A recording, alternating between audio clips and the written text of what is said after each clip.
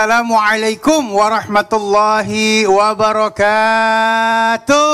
Waalaikumsalam warahmatullahi wabarakatuh. Jamaah. Yeay. Oh jamaah. Yeay. Alhamdulillah. Alhamdulillahirobbilalamin. Hari ini penuh dengan keberkahan insya Allah ya. Berkah ilmunya, berkah rezekinya, semuanya amin.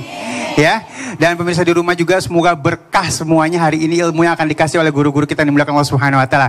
Al-Habib Muhammad Syihab, Masya Allah. Sehat Bibi ya? Alhamdulillah. Oh, malaikat masih bergantungan ini. Amin. Ya, Masya Allah. Ya, guru kita Ahmad Bani, Masya Allah ya Ustadz. Sehat ya? Alhamdulillah. Amin. Ustazah. Alhamdulillah. Masya Gimana Allah. Bang Ali sehat? Alhamdulillah. Dan baik, alhamdulillah beralamin, jamaah di sini juga luar biasa nih ya. Kita sapa dulu. Ini dari majelis taklim mana nih? Bogor, tepuk tangan dulu.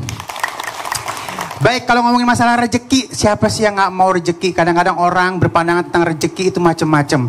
Tapi intinya kalau ngomongin rezeki pasti masalah duit ya. Nah, ini kita akan sikapi lebih jauh lagi di tema kita ya. Rahasia magnet rezeki yang didapatkan. Tepuk tangan dulu yuk. Ini seru banget ya. Jadi jangan dilewatin dari awal sampai akhir ngomongin masalah rizki. Nah, kita akan lihat ini ada cuplikan bapak yang sedang kesusahan tetapi tetap tersenyum ketika dibantu orang. Yuk.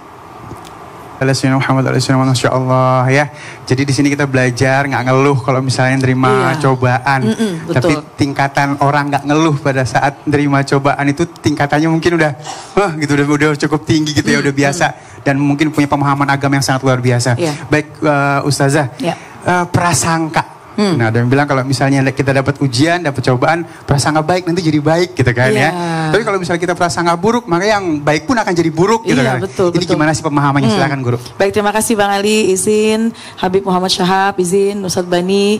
Bismillahirrahmanirrahim. Assalamualaikum warahmatullahi wabarakatuh. Waalaikumsalam warahmatullahi wabarakatuh. Alhamdulillahilladzi ja'alana wa iyyakum minasyakirin as-sabirin. Wassalatu wassalamu ala sayyidina Muhammadin wa ala alihi wa ashabihi ajma'in, amma ba'du. Subhanaka la ilma lana illa ma 'allamtana innaka antal alimul hakim. Rabbi shrah li sadri wa yassir li amri wahlul 'uqdatam min lisani yafqahu qawli. Shadaqallahul azim. Jamaah sekalian, dalam Al-Qur'an Allah sudah menyampaikan pesan buat kita bahwasannya wa may yattaqillaha yaj'al lahu makhraja wa yarzuqhu min haitsu la yahtasib. Sesungguhnya orang yang bertakwa kepada Allah, itu Allah akan berikan jalan keluar.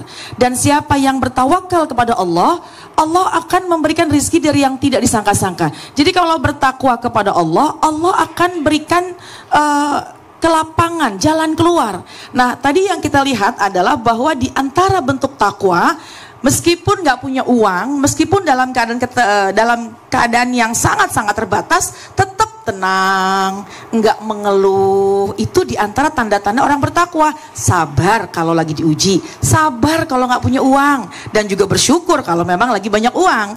Dan diantara ciri-ciri takwa yang semacam tadi tuh, tenang aja gitu. Tapi ternyata Allah kirimkan jalan keluar pada orang yang bertawakal, pada orang yang berserah diri, nggak mengeluh. Hatinya mungkin sedih, ya Allah ini gimana ya nggak punya uang, mau ada sesuatu yang dibeli perlu, tapi gimana belum kelihatan uangnya. Tapi ketika hatinya bersandar kepada Allah, ada ketakwaan dalam hatinya, maka Allah akan berikan jalan keluar dan Allah akan berikan rezeki dari yang tidak disangka-sangka. Jamaah sekalian, pun juga Allah memberikan ingatan buat kita, memberikan peringatan buat kita di dalam Al-Quran, bahwa tidaklah hewan yang melata sekalipun, wa ma min dabbatin fil ardi illa 'alallahi rizquha, tidaklah semua itu pasti Allah akan jamin rizkinya, termasuk hewan yang melata. Pasti hewan yang melata pun nggak bisa cari uang, nggak bisa cari rizki, tapi Allah akan kirimkan rizki dengan caranya Allah. Apalagi kita manusia yang beriman, apalagi ada akal, ada hati. Jadi udah insya Allah tenang aja, bertawakal kepada Allah, baik sangka sama Allah, itu yang paling besar. Masya Allah, prasangka baik ya, jangan sampai terbesit buruk sedikit pun. Betul. Ya. Terima kasih Ustazah ilmunya. Tepuk tangan dulu yuk. Ya, di sini insya Allah ahli sorga semuanya ya. Prasangka baik ya, umur 40, 50 teruji hidupnya ya, Masya Allah ya. Baik, ya Habibi minta ilmunya kita nih ya. Siap, gimana? Kita tebelin lagi masalah prasangka nih Beb. Jadi bahasanya gini, ya kadang-kadang orang kalau udah putus asa, pesimis, kumpulnya dengan, maaf ya, bukan orang-orang alim gitu ya. Kadang-kadang prasangka buruk itu pasti terbesit di dalam diri kita. Nah, kalau sampai ada prasangka buruk, apakah itu menghambat rezeki? Silakan Beb. Baik. Izin Ustaz Bani, Sada Nada, Ustaz Ali. Assalamualaikum warahmatullahi wabarakatuh. Waalaikumsalam warahmatullahi wabarakatuh. Alhamdulillah, Allahumma salli wa sallim ala Sayyidina Muhammadin wa ala ali Sayyidina Muhammad. Ibu-ibu sehat? Alhamdulillah. Pink semua kayak permen. Artinya Masya Allah dikatakan seorang imam Hatim Al-Asam Ali rahmatullah. Beliau ini ditanya, kok tenang, nggak punya duit tenang, punya duit apalagi lebih tenang ya. Maka beliau mengatakan, alimtu anna rizki la ya'kuluhu ghairi fatma'annat bihi nafsi. Kata Hatim Al-Asam Ali rahmatullah, kenapa aku bisa tenang? Jadi memang di antara penghambat, ya di antara penghambat rezeki, orang itu bersangka buruk kepada Allah Subhanahu wa taala. Wah, ini gimana nih Allah Subhanahu wa taala, kok nggak ngasih rezeki, kok nggak ngasih saya apa, misalnya lagi sakit, misalnya rezeki sehat, kok saya dikasih sakit terus oleh Allah Subhanahu wa taala. Maka Hatim Al-Asam mengatakan, alim tuh, aku tahu. Beliau mengatakan, keyakinan beliau, lihat, anna rizki, bahwasanya rizkiku ini, baik tentang uang, tentang kesehatan, tentang keluarga, la ya'kuluhu ghairi, nggak akan dimakan oleh orang lain, fatma'annat bihi nafsi. Maka aku punya jiwa, aku punya ruh ini tenang dan ditenangkan oleh Allah Subhanahu wa taala. Makanya manusia itu di dalam hadis qudsi, hadis yang sering kita dengar, ana inda dhanni abdi bi, aku ini bagaimana sangkaan hambaku terhadapku. Fa in dhanna bi khairan falahul khairu, fala tadhunnu bi illa khairan. Maka dikatakan, ana inda dhanni abdi bi, aku ini, kata Allah Subhanahu wa taala, bagaimana sangkaan hambaku terhadap aku. Makanya Allah katakan, fa in dhanna bi khairan, seandainya ini manusia selalu bersangka baik kepada aku, falahul khair, maka dia akan mendapatkan kebaikan dari aku, kata Allah Subhanahu wa taala. Maka ditekankan lagi oleh Allah, fala tadhunnu bi illa khairan, maka kalian jangan bersangka apapun kepada aku illa khairan, kecuali dengan sangkaan yang baik. Kemarin gitu. aneh pakai baju terbalik. Baik, ada kol-kola baik. Oke. Pas terbalik kan kalau orang, wah dapat sial, jadi sial tuh prasangkanya. Yeah. Anak terbalik dapat rezeki banyak nih 2 miliar dah. Gila kalau nggak dapat. Prasangka baik harus ya Bibi ya. Betul. Insya Allah jadi doa mudah-mudahan. Tepuk tangan dulu yuk. Aduh, ini dia nih nikmat nih ya. Kita akan ngomongin masalah ibadahnya supaya rezeki kita nambah banyak. Ya Ustadz, Masya Allah. Guru, ya gimana? Duha. Nah ini dia. Ya.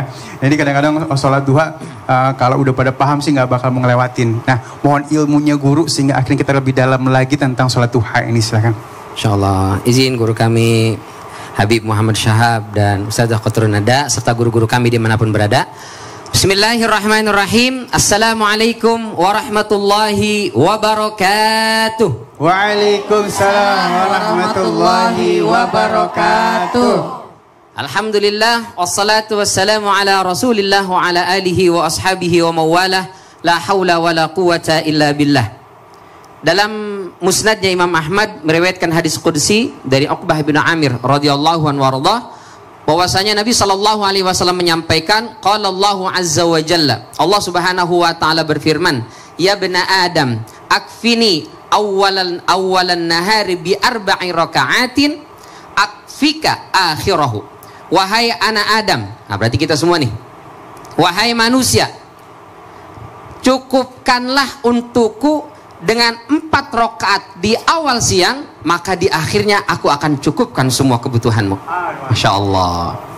Apa maknanya? Ini kata para ulama, At-Tibi misalnya dalam Tuhfatul Ahwazi mengatakan, yang dimaksud adalah kalau kita melaksanakan 4 rakaat salat duha di awal siang, maksudnya di waktu pagi, waktu duha, maka Allah Subhanahu wa Ta'ala sepanjang hari itu akan memudahkan segala urusannya. Yang bisnis dilancarkan bisnisnya, yang bekerja dimudahkan pekerjaannya, yang mencari jodoh didekatkan jodohnya, yang mudah-mudahan apapun urusannya Allah mudahkan. Dengan apa? 4 rakaat salat duha. Ustadz, saya sudah sholat 4 rakaat duha sampai sore masih begini-begini aja Ustadz. Kata Imam Nawawi, tidak hanya Allah mudahkan urusannya, tapi boleh jadi Allah Subhanahu wa Ta'ala hindarkan dan jauhkan dari berbagai macam musibah.